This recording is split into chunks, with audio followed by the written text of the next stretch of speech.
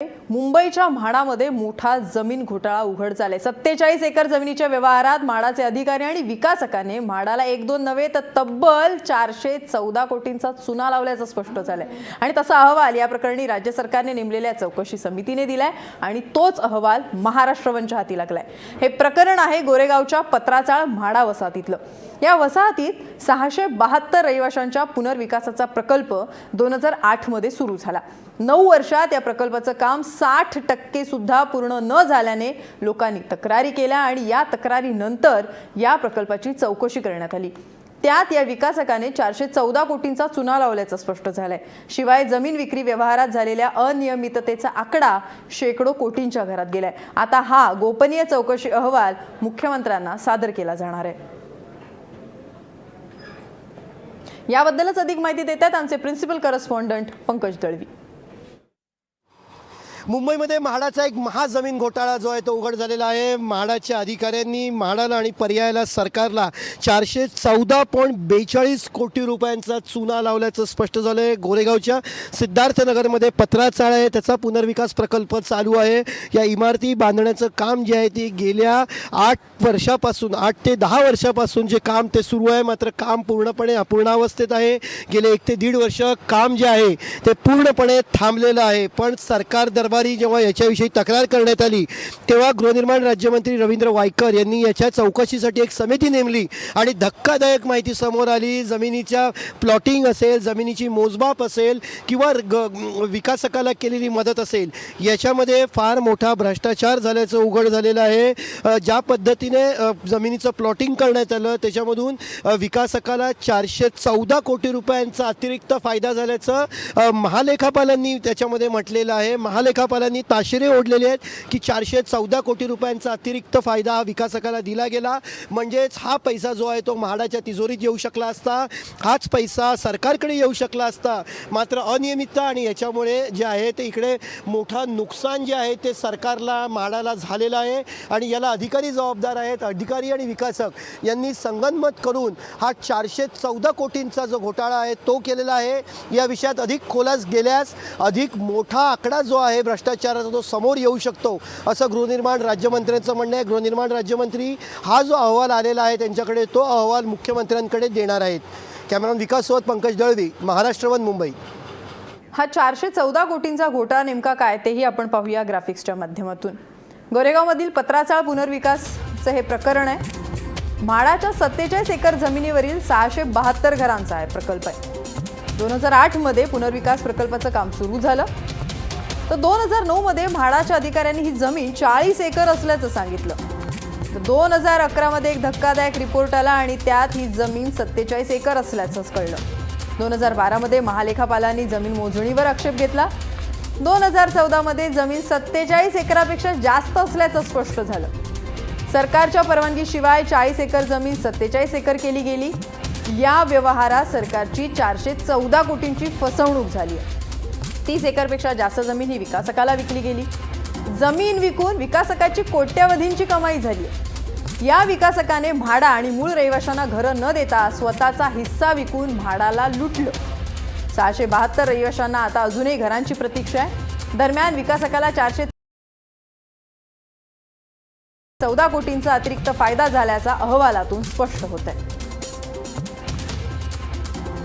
गोरेगावच्या पत्राचाळीच्या पुनर्विकासात झालेल्या 414 कोटींच्या म्हाडाच्या महाघोटाळ्याची बातमी महाराष्ट्र वनने दाखवली।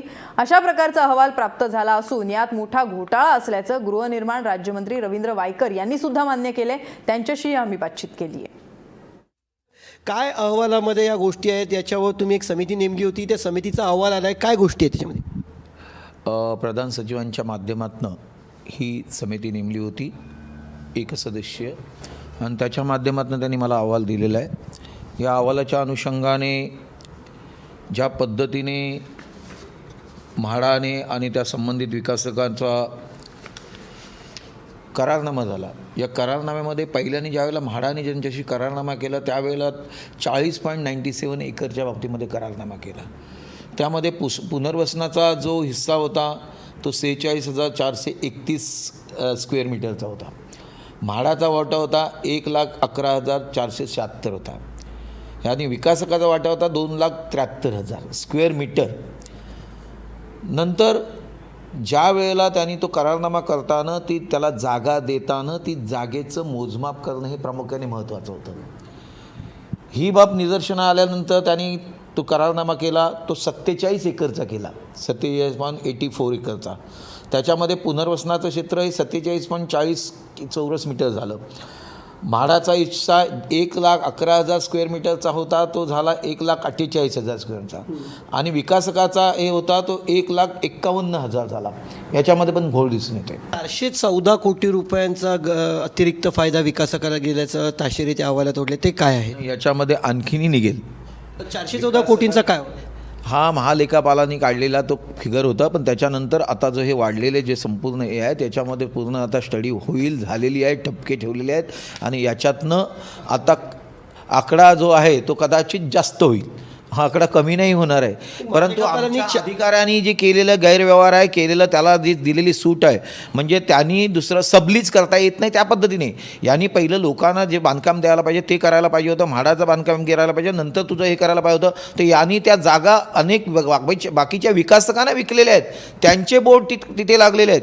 मग ते बोर्ड लावल्यानंतर माझ्यासमोर ही इन्क्वायरी आल्यानंतर मी त्याला स्टॉपवर दिलेली असताना आमच्या अधिकाऱ्याने त्या लोकांची स्टॉपवर काढून पुन्हा त्याला ते विकायला दिलं. हे अत्यंत चुकीचं झालेलं आहे. अधिकाऱ्यांवरती कारवाई करणार. आणि पुन्हा एकदा विचारतोय, महालेखापालांनी 414 कोटींचा ठपका का ठेवला होता? काय त्याच्यामध्ये अनियमित हेच सांगितले ना, जे स्क्वेअर मीटर तिथे मिळायला पाहिजे होतं ते 128ने होतं आहे.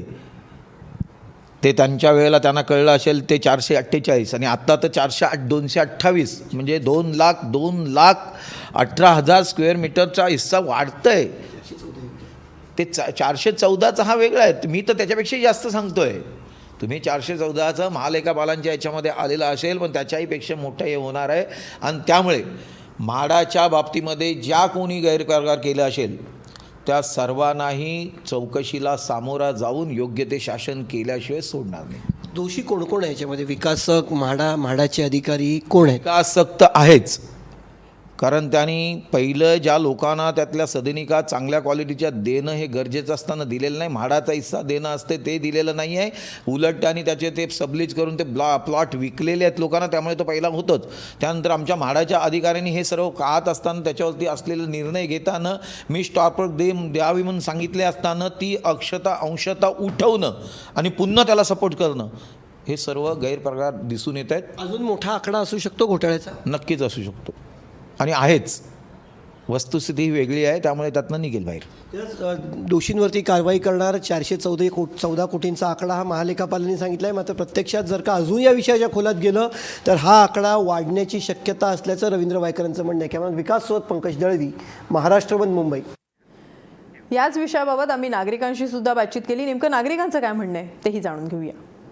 म्हाडाचा 414 कोटींचा गोरेगावमध्ये झालेला महालँड स्कॅम आपण बघतोय. याच्यामध्ये रहिवाशांना घरं मिळालेली नाही आहेत, मात्र ज्यांच्या रहिवाशांच्या जीवावरती हा प्रकल्प उभा केला गेला आणि त्याच्यातून विकासकाला कोट्यवधी रुपयांचा फायदा मिळून दिला असं अहवालात स्पष्ट म्हटलेलं आहे.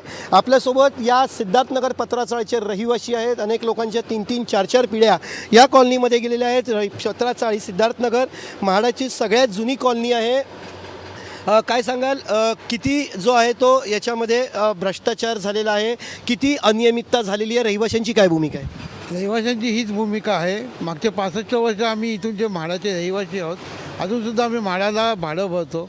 आमच्या नशिबात 4.25 एकर जमीन आली आहे आणि 4.25 एकरमधल्या आलेल्या नशिबात आलेल्या जमिनीवरती पण व्यवस्थितपणे घर बांधून दिलेलं नाही.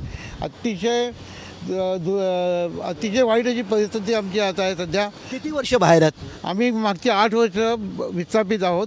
8 वर्षातली 12 महिने काही लोकांना भाडं नाही मिळालं, काही लोकांना 7 महिने भाडं नाही मिळालेलं आहे. आणि एवढी अनियमितता ही रहिवाशांना पहिल्यापासून माहिती होती.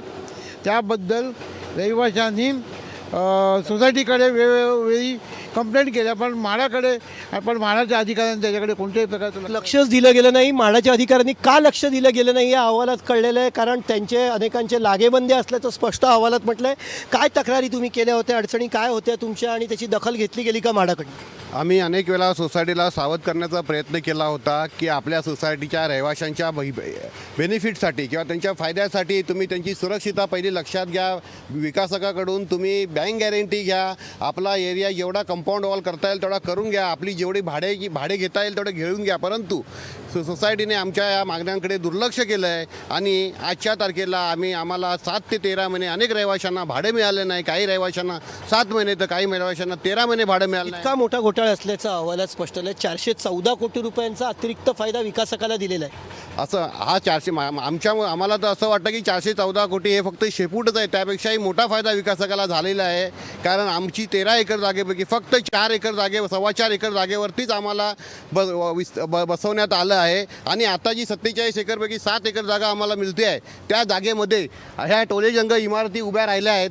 आणि त्या 47 एकरपैकी 2 एकर जागा जर त्यावेळेला वाटणी झाली असती आमची विकासकाबरोबर तर आम्हाला 2 एकर जागा अजून मिळाली असती आणि आमच्या 672 रहिवाशांचा अनेक फायदा झाला असता. विकासकाला जमिनी दिल्या आणि त्या जमिनीवरती अशा टोलेजंग इमारती उभ्या आहेत. खाजगी विकासकांनी दिलेल्या इमारती पूर्ण होत आलेल्या आहेत. मात्र मूळ रहिवाशांना घरं मिळालेली नाही आहेत. बरोबर, घरं मिळालेली नाही आहेत. भरपूर वर्ष झाली आम्ही बाहेर राहतो आहे, भाड्यावर राहतो. भाडे पण लोकांना मिळत नाही. आज कित्येक लोक असे आहेत की ज्यांचं म्हणजे संसार उद्ध्वस्त झाले आहेत. आज भाडं द्यायचं एखादं सामान्य माणसाला घर म्हटलं 35-40 भाडं आहे आणि 10 महिने वर्ष भाडं न म्हटलं तो कुठून आणं. कारण एखाद्या घर भाड्यावर घेतलं असेल त्याला भाडं देणं गरजेचं आहे. जसं होत नसेल तर कुठेतरी काहीतरी पाणी मुरतं ह्याच्यावरती आपण लक्ष दिलं हरकत नाही. तुमची लोकांची मागणी काय? तुमची मागणी काय हवं आहे आता तुम्हाला? मागणी एवढीच आहे की आम्हाला लवकरात लवकर आमचं घर, थकलेलं भाडं आणि कॉर्पोरेट फंड जो आम्हाला विकासकांनी सांगितलेला आहे तो दुप्पट करून मिळावा एवढीच आमची मागणी. म्हाडाकडे तक्रार केली? आम्ही याबद्दल 10 वेळा म्हाडाकडे तक्रार केली, त्यांच्या अधिकाऱ्यांशी संपर्क केला. पण ह्या ज्या घोटाळ्यात पूर्ण म्हाडाचे अधिकारीच गुंतलेले असल्यामुळे प्रत्येक वेळी टाळाटाळ झालेली आहे. टाळाटाळ झाली म्हणतात. सोसायटीकडे तुम्ही गेलात, म्हाडाकडे गेलात, काय हाती लागलं? कारण एवढा मोठा घोटाळा भ्रष्टाचार झालेल्याचं कळलंय. धक्का बसतोय. कोणत्या लोकांनी तुमच्या जीवावरती एवढा पैसा कमवला गेला? वो तो पहला पब्लिक को मालूम नहीं था. अभी आस्ते आस्ते पब्लिक को मालूम पड़ता है. लेकिन घर नहीं मिलता. घर मांगता ना, पहला घर मिलना चाहिए ना. भाड़ा भी नहीं, घर नहीं ना. भाड़ा सोसाइटी कुछ वो एक्शन नहीं लेती है ना, भाड़ा कुछ एक्शन लेता. हम लोग जाओ ते कहाँ जावे. निश्चितच म्हाडा काही ॲक्शन घेत नाही. विकासकाच्या बाजूनी कोणी उभे राहतात. सोसायटी काही ॲक्शन घेत नाही. त्यामुळे करू तर काय करू आणि जाऊ तर कुठे जाऊ अशी अवस्था या पत्ताचाळीतल्या रहिवाशांची झालेली आहे. कॅमेरामन विकास सोबत पंकज दळवी, महाराष्ट्र वन, मुंबई.